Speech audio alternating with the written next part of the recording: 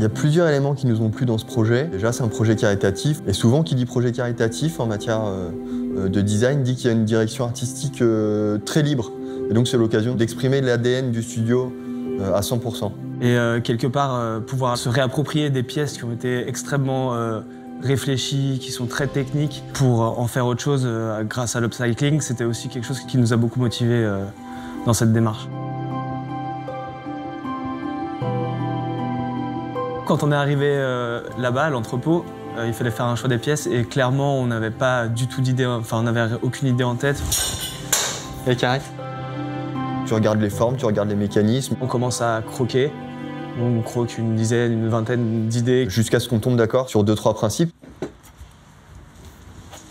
Qu'est-ce que tu fais? Je sais pas, je trouve ça sympa. Si on veut faire de la mode.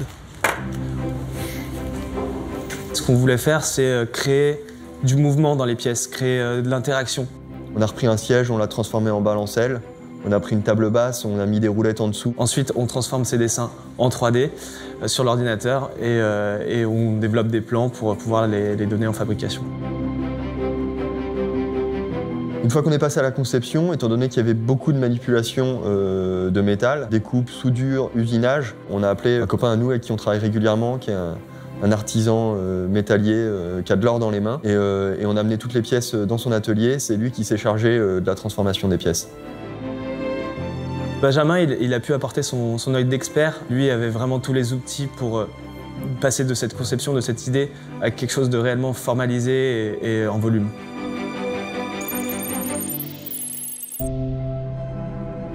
Intégrer un principe d'écologie, en fait, c'est inhérent à toute forme de design.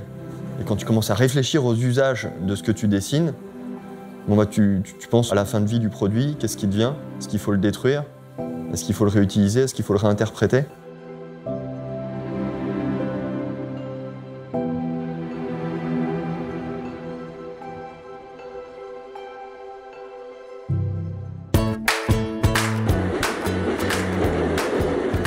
Notre école de design était en Franche banlieue. Du coup, ça a été notre moyen de transport pendant les 3 ans de l'école de design. Le Transilien, pour nous, c'était un petit peu l'heure limite à laquelle on pouvait rester à Paris.